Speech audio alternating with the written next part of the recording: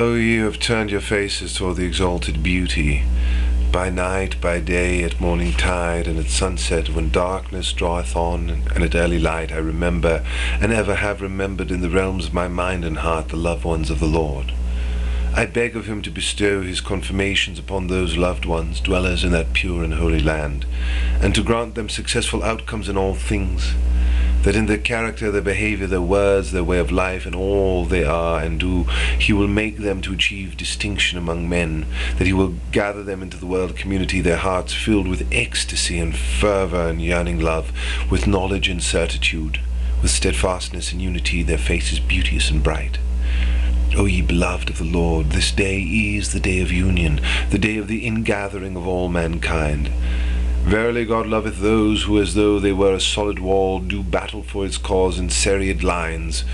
Note that he saith in serried lines, meaning crowded and pressed together, one locked to the next, each supporting his fellows. To do battle, as stated in the sacred verse, doth not in this greatest of all dispensations mean to go forth with sword and spear, with lance and piercing arrow, but rather weaponed with pure intent, with righteous motives, with counsels helpful and effective, with godly attributes, with deeds pleasing to the Almighty, with the qualities of heaven. It signifieth education for all mankind, guidance for all men, the spreading far and wide of the sweet savours of the Spirit, the promulgation of God's proofs, the setting forth of arguments conclusive and divine, the doing of charitable deeds.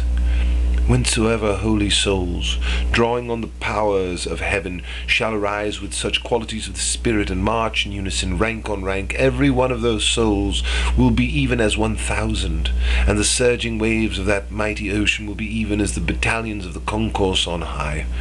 What a blessing that will be when all shall come together, even as once separate torrents, rivers and streams, running brooks and single drops, when collected together in one place, will form a mighty sea.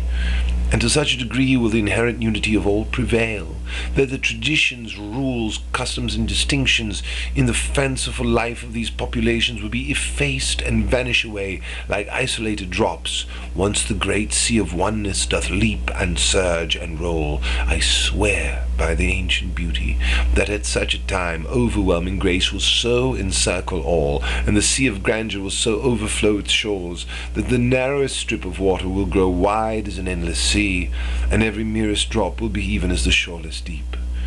O ye loved ones of God, struggle and strive to reach that high station, and to make a splendor so to shine across these realms of earth, that the rays of it will be reflected back from a dawning point on the horizon of eternity. This is the very foundation of the cause of God. This is the very pith of the law of God. This is the mighty structure raised up by the manifestations of God. This is why the orb of God's world dawneth. This is why the Lord establisheth himself on the throne of his human body.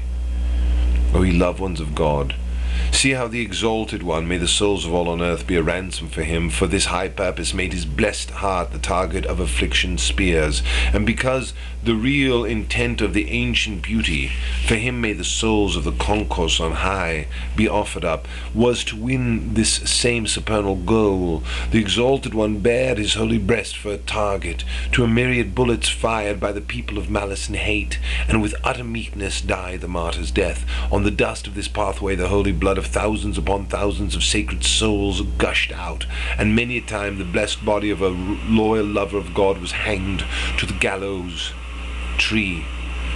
The Abha Beauty himself, may the spirit of all existence be offered up for his loved ones, bore all manner of ordeals, and willingly accepted for himself intense afflictions. No torment was there left that his sacred form was not subjected to, no suffering that did not descend upon him. How many a night when he was chained did he go sleepless because of the weight of his iron collar? How many a day the burning pain of the stocks and fetters gave him no moment's peace? From Niavaran to Tehran they made him run. He, that embodied spirit, he who had been accustomed to repose against cushions of ornamented silk, chained, shoeless, his head bared, and down under the earth in the thick darkness of that narrow dungeon they shut him up with murderers, rebels, and thieves. Ever and again they assailed him with a new torment, and all was certain that from one moment to the next he would suffer a martyr's death. After some time they banished him from his native land and sent him to countries alien and far away. During many a year in Iraq, no moment passed, but the arrow of a new anguish struck his holy heart.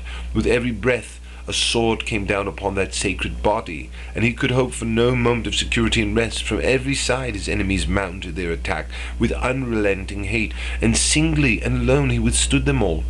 After all these tribulations, these body blows, they flung him out of Iraq, in the continent of Asia, to the continent of Europe, and in that place of bitter exile, of wretched hardships, to the wrongs that were heaped upon him by the people of the Koran were now added the virulent persecutions, the powerful attacks, the plottings, the slanders, the continual hostilities, the hate and malice of the people of the Bayan. My pen is powerless to tell it all, but ye have surely been informed of it. Then after 24 years in this, the most great prison, in agony and sore affliction, his days drew to a close. To sum it up, the ancient beauty was ever, during his sojourn in this transitory world, either a captive bound with chains, or living under a sword, or subjected to extreme suffering and torment, or held in the most great prison. Because of his physical weakness brought on by his afflictions, his blessed body was worn away to a breath. It was light as a cobweb from long grieving, and his reason for shouldering this heavy load and enduring all this anguish, which was even as an ocean that hurleth its waves to high heaven, his reason for putting on the heavy iron chains and for becoming the very embodiment of utter resignation and meekness, was to lead every soul on earth to concord, to fellow feeling, to oneness, to make known amongst all peoples the sign of the singleness of God, so that at last the primal oneness deposited at the heart of all created things would bear its destined fruit, and the splendor of no difference canst thou see in the creation of the God of mercy would cast abroad its rays. Now is the time, O ye beloved of the Lord, for ardent endeavor. Struggle ye and strive.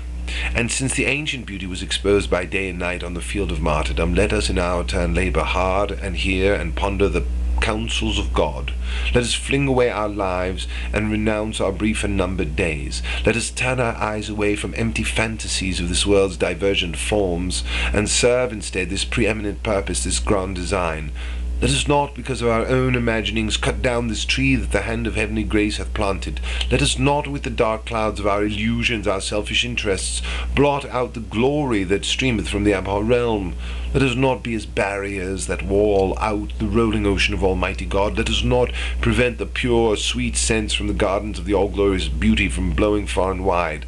Let us not, on this day of reunion, shut out the vernal downpour of blessings from on high. Let us not consent that the splendors of the Sun of Truth should ever fade and disappear. These are the admonitions of God as set forth in his holy books, his scriptures, his tablets, that tell out his counselings to the sincere. The glory rest upon you, and God's mercy, and God's blessing.